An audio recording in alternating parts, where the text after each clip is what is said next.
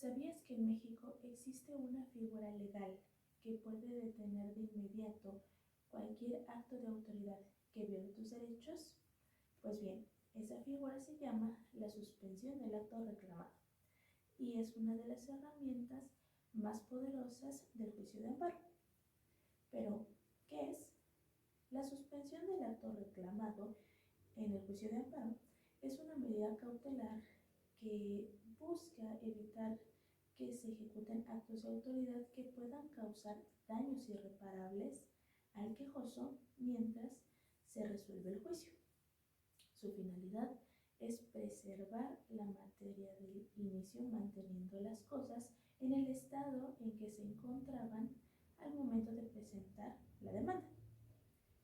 Su base constitucional se localiza en el artículo 107, fracción décima de la Constitución, que señala que los actos reclamados podrán ser objeto de suspensión en los casos y mediante las condiciones que determine la ley reglamentaria, para la cual el órgano jurisdiccional de amparo, cuando la naturaleza del acto lo permita, deberá realizar un análisis ponderado de la apariencia del buen derecho y del interés social.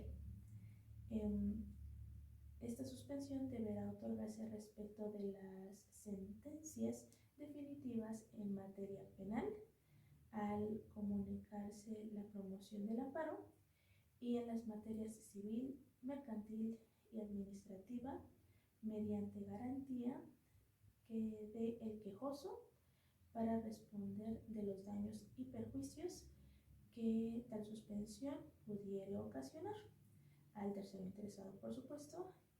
Y bueno, la suspensión quedará sin efecto si este último da contragarantía para asegurar la reposición de las cosas al estado que guardaban si se concediere pues el amparo y a pagar los daños y perjuicios. Asimismo, su regulación principal está en los artículos 125 a 158 de la Ley de Amparo. El artículo 125 nos dice que la suspensión del acto reclamado se decretará de oficio y a petición del quejoso. El artículo 126 al 127 nos señala las reglas para la suspensión de plano y sus efectos iniciales, en donde la suspensión se considera de oficio y de plano cuando se trate de actos que importen peligro de privación de la vida, ataques a la libertad personal, o también incomunicación, deportación o expulsión, proscripción o destierro, extradición, desaparición forzada de personas o alguno de los prohibidos por el artículo 22 de la Constitución Política de los Estados Unidos Mexicanos, así como la incorporación forzosa al ejército, armada o fuerza aérea nacionales. El artículo 128, por su parte, nos dice que con excepción de los casos en que proceda de oficio, la suspensión se decretará en todas las materias, salvo las señaladas en el último párrafo de este artículo, siempre que concurran los requisitos siguientes, que son 1. Que la solicite el quejoso y 2. Que no se siga perjuicio al interés social ni se contravengan disposiciones de orden público. Por lo tanto, la suspensión se tramitará en incidente por separado y por duplicado. El artículo 138, fracción primera, nos habla de las facultades del juez para fijar requisitos y efectos de la suspensión provisional, promoviendo la suspensión del acto reclamado. El órgano jurisdiccional deberá realizar un análisis ponderado de la apariencia del derecho y de la no afectación del interés social, así como la no contravención de disposiciones de orden público. Los artículos 146 y 147 establecen las normas sobre la suspensión definitiva, condiciones y estados en que se debe quedar las cosas.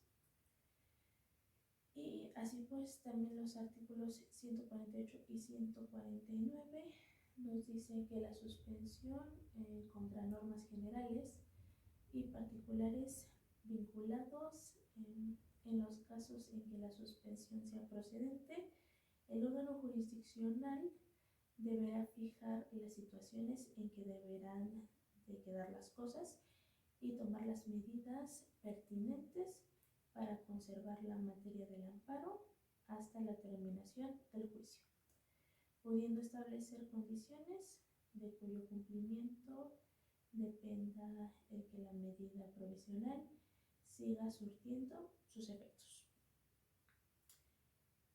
Ahora bien, los artículos 152 al 158 nos marcan las garantías incidentes de incumplimiento y las responsabilidades, y nos dice que la resolución que conceda o bien la suspensión definitiva podrá modificarse o revocarse de oficio o a petición de parte cuando ocurra un hecho superviniente que lo motive, mientras no se pronuncie sentencia ejecutoria en el juicio de amparo, debiendo tramitarse en una misma forma que el incidente de suspensión, y también que para la ejecución del cumplimiento del acto de suspensión se observarán las disposiciones relativas al título quinto de la Ley de Amparo, y en caso de incumplimiento, cuando la naturaleza del acto lo permita, el órgano jurisdiccional de amparo podrá hacer cumplir la resolución suspensional o podrá tomar las medidas para el cumplimiento. En ese tenor existen dos modalidades, que son la provisional y la definitiva, cuya procedencia exige a requisitos como la apariencia de buen derecho, el peligro, la demora y la ausencia de perjuicio al interés social.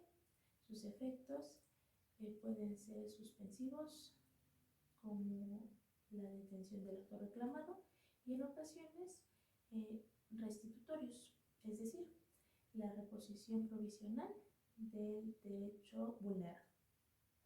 El procedimiento se realiza mediante un incidente de suspensión con audiencia incidental para la definitiva, y su cumplimiento genera un mecanismo especial de queja o incluso responsabilidad penal de la autoridad. Ambas modalidades pues pueden ser de plano, es decir, que son dictadas sin solicitud expresa, si la naturaleza del acto lo exige, o a petición de parte. Bien, ahora vamos a hablar de los antecedentes. Y el primer antecedente del amparo con posibilidad de suspensión aparece en la Constitución de Yucatán de 1841, la cual incluía un mecanismo por el cual el ciudadano podía impugnar actos de autoridad y solicitar que no se ejecutara hasta que se resolviera pues el fondo. Después se presenta el Acta de Reforma de 1847, en donde se reconoce por primera vez a nivel nacional el recurso de amparo como un medio de defensa constitucional, ya que se menciona el derecho de los gobernados de recurrir a los tribunales contra actos de autoridad que violen sus garantías. Posteriormente, en la Ley de Amparo de 1861, se encuentran una reforma forma rudimentaria de suspensión que, aunque no estaba sistematizada como hoy en día, pues ya se preveía que el juez podía evitar la ejecución del acto para no volver ineficaz el amparo. En la Ley de Amparo de 1882 se da un paso decisivo, pues aquí se establece la figura de la suspensión como medida provisional y también introdujo la distinción entre suspensión provisional con efectos inmediatos y suspensión definitiva tras audiencia incidental. Asimismo, en 1936 se regula ya más técnica la suspensión provisional y definitiva. Aquí se introduce el interés social y orden público como límites para otorgar la suspensión y comienza el debate doctrinal sobre si se debe o no exigir garantía o fianza al quejoso. Ya para el año de 2013, la Ley de Amparo vigente hasta nuestros días, con reformas posteriores, establece los efectos, requisitos y procedimientos en los artículos 125 al 158 y también se distingue porque la suspensión de plano se otorga sin necesidad de solicitud cuando el acto amenaza la vida o la libertad. También la suspensión provisional se concede al momento de admitirse la demanda y la definitiva se decide en audiencia incidental. Además, se añaden reglas específicas para actos de particulares con funciones de autoridad, suspensión con efecto restitutorio y la aplicación del principio pro persona tras la reforma del año 2011. Ahora hablaremos de los principios procesales que la suspensión contempla y estos son: 1. A petición de parte. Esto quiere decir que debe solicitarse expresamente. 2. Interés social y orden público, que no puede concederse si su otorgamiento los vulnera. 3. Garantía, dado que en ciertos casos se exige caución. 4. Audiencia incidental. Esto para resolver la suspensión definitiva. Y 5. Efectos de la suspensión que pueden detener, modificar o incluso revertir efectos del acto. También los casos típicos en los que se puede otorgar la suspensión son: 1. Detención ilegal o desaparición forzada, que puede ser de plano. 2. Expulsión del país, de plano o provisional. 3. Tala de bosques, aquí hay suspensión definitiva. 4. Demolición de inmuebles históricos. 5. Cobro de créditos fiscales con vicios de legalidad. Y 6. Remoción arbitraria de funcionarios. Algunos casos en los que se puede ver reflejada la suspensión del acto son en abril de 2025 con las obras militares en Bacalar, Quintana Roo, en donde un juez de distrito ordenó la suspensión temporal de la construcción de casas de retiro para militares a la villa de la Laguna Bacalar, tras un amparo interpuesto por organizaciones ecologistas y vecinos para salvaguardar un ecosistema de alto valor ecológico. También está el de mayo de 2023, el tramo 2 del Tren Maya, en donde comunidades mayas obtuvieron la suspensión definitiva de las obras del tramo 2 del Tren Maya mediante amparo para proteger derechos indígenas y el entorno forestal, obligando a Fundatur y a Semarnat a detener todo trabajo hasta resolver el fondo del juicio.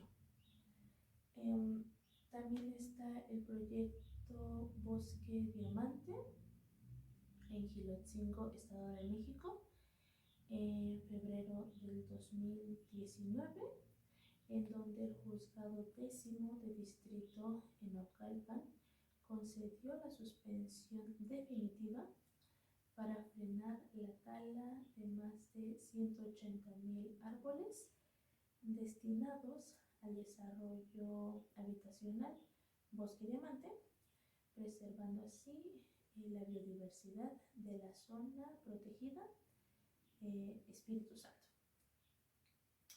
También tenemos la suspensión provisional del tramo 5 norte del Tren Maya en septiembre del 2022, en donde en el amparo indirecto 1954 diagonal 2022 se otorgó suspensión provisional contra diversas autoridades, incluidas la Sedena, para detener el inicio de obras en el tramo 5 norte del Tren Maya, siendo la única medida cautelar vigente sobre ese tramo.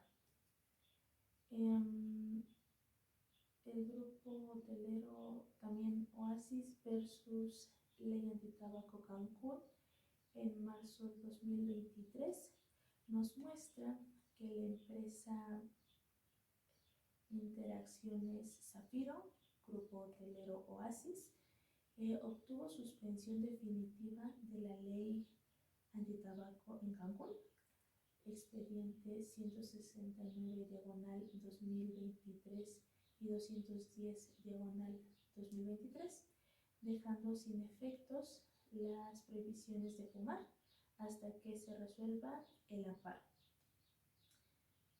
También está el de Juan Bernardo Corona Martínez contra orden de aprehensión en el 2024, en donde el exsecretario de Seguridad Pública de Michoacán, Juan Bernardo Corona Martínez, logró la suspensión definitiva de la orden de aprehensión librada en su contra por presunto desvío de recursos, detenido temporalmente el procedimiento penal mientras se ventilaba su amparo. Tenemos también la clausura del campo de golf de Huatulco en Oaxaca, marzo 2024, en donde el juzgado 7º de distrito en Oaxaca concedió suspensión definitiva contra la clausura ordenada por la GMI Profepa al campo de golf de Huatulco para que los propietarios impugnaran el acto reclamado sin efectos inmediatos de la clausura. También la construcción de la línea 7 del Metrobús en Bosques de Chapultepec en la Ciudad de México en el año 2015 nos dice que los pobladores afectados por la tala de árboles para la línea 7 del Metrobús obtuvieron suspensión definitiva del amparo, argumentando vulneración al derecho a un medio ambiente sano en Paseo de la Reforma y Bosque de Chapultepec. Y también hay registro del incidente de suspensión 118 diagonal 2021 contra norma general autoaplicativa en el año 2021, en donde el incidente nos dice que el Consejo de la Judicatura Federal decretó suspensión de los efectos de una norma general autoaplicativa reclamada impidiendo que la disposición produzca consecuencias jurídicas hasta que se resuelva el juicio de amparo. Y bueno, el último caso sería el de Grupo Posadas en Chemuyil, Quintana Roo, en mayo de 2020, en donde el juzgado cuarto de distrito otorgó suspensión provisional y posteriormente definitiva a un amparo promovido por menores de edad y activistas para detener la construcción de un hotel de Grupo Posadas junto al santuario de tortugas marinas en Chemuyil, Chemuyilito. Finalmente, algunas jurisprudencias clave para este tema son la del registro digital 200136, suspensión para resolver sobre ella es factible sin dejar de observar los requisitos contenidos en el artículo 124 de la Ley de Amparo, hacer una apreciación de carácter provisional de la inconstitucionalidad del acto reclamado. Esta jurisprudencia nos dice que la suspensión de los actos reclamados participan de la naturaleza de una medida cautelar, cuyo expreso son la apariencia de un buen derecho y el peligro en la demora. El primero de ellos se basa en un conocimiento superficial dirigido a lograr una decisión de mera probabilidad respecto de la existencia del derecho discutido en el proceso.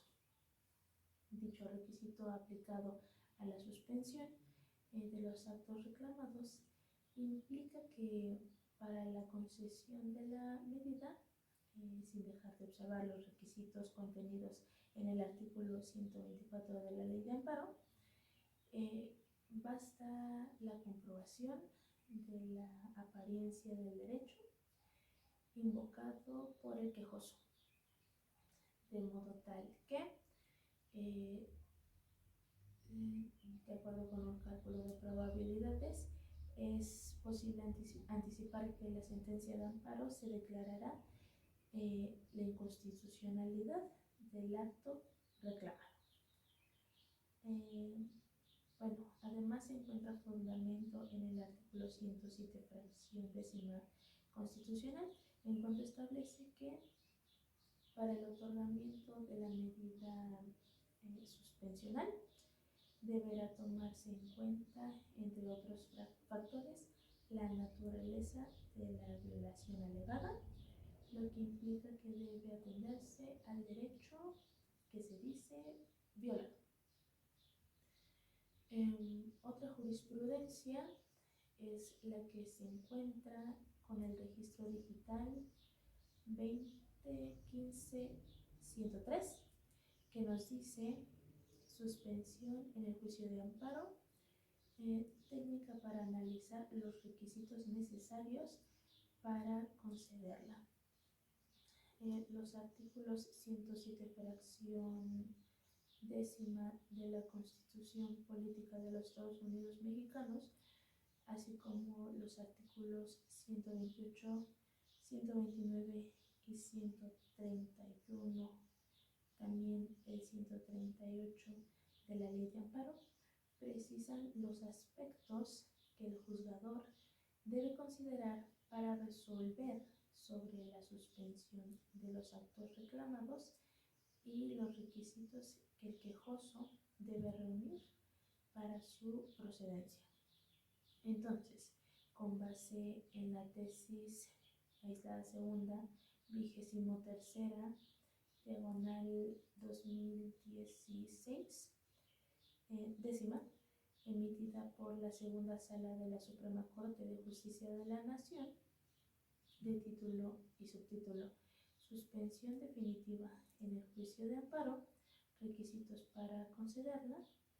Para conceder la suspensión definitiva en el juicio de amparo, se requiere que 1.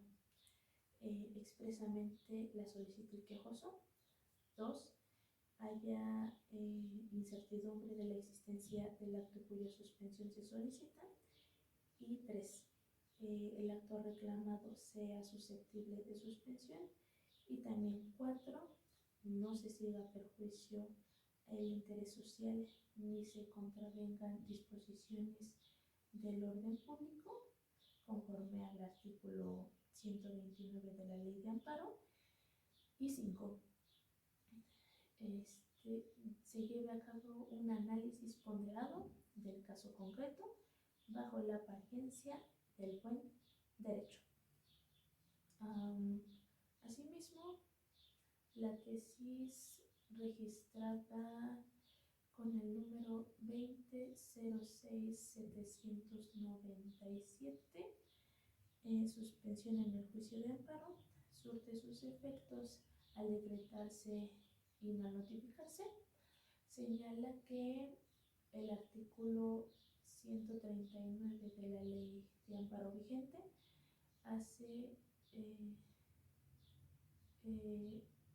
hace claro al establecer que al momento en que surte los efectos la suspensión es desde luego lo que significa inmediatamente, considerando algo distinto al hacer nugatoria la dimensión de eficacia de la suspensión, contraviniendo dicha protección constitucional en un mecanismo ilusorio, y quitaría la resolución de fondo en su efecto útil.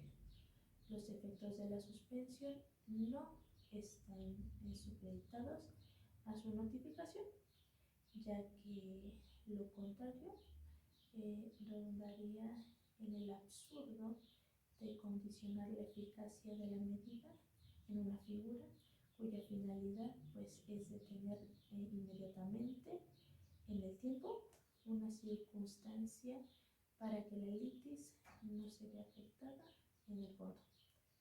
El correcto abatimiento de una suspensión es la vía necesaria para acceder a una protección judicial efectiva y nada más. Ahora bien, la jurisprudencia con registro digital 20.06.796 nos dice que la suspensión en el juicio de amparo, los actos cuya suspensión se ordenó y hayan sido ejecutados por la autoridad antes de la notificación, deben ser revocados para retraerlos al momento del otorgamiento de la suspensión. Aquí nos dice que si bien la autoridad está obligada a acatar la suspensión desde el momento mismo en que se concede, la autoridad está obligada a revocar su actuación considerando el instante en que se otorgó la suspensión y debe componer la ejecución, siempre que la naturaleza del acto ejecutado lo admita.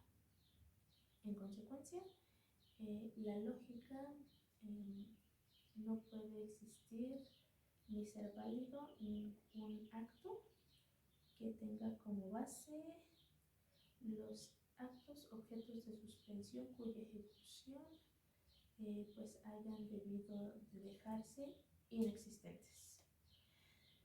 Bueno, pues en conclusión, la suspensión del acto reclamado se presenta como una herramienta procesal fundamental para garantizar la tutela efectiva de los derechos humanos en nuestro sistema jurídico y pues como vimos, su objetivo primordial es evitar que actos de autoridad irremediablemente lesivos lleguen a ejecutarse mientras se decide el fondo del amparo, manteniendo de esta manera pues las cosas en el estado en que se encontraban al momento de interponer la demanda.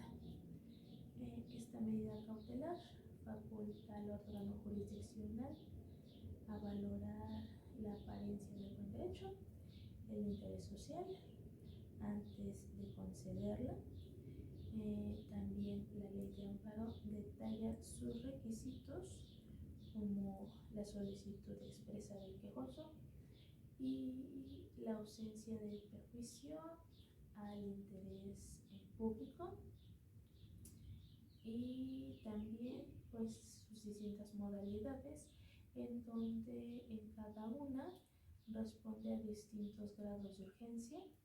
Por ejemplo, la suspensión de plano procede automáticamente en caso de privación de la vida o de la libertad, mientras que la provisional y definitiva se conceden tras un análisis más exhaustivo, en ocasiones bajo la exigencia de garantías.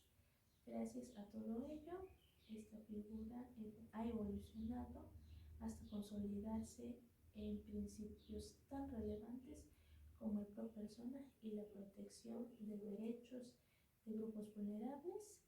Además, pues los límites claros vinculados al orden público y al interés social, así como su regulación, su versátil aplicación y su sólida trayectoria histórica, pues la han situado como un pilar indispensable en la defensa de los derechos fundamentales en nuestro país.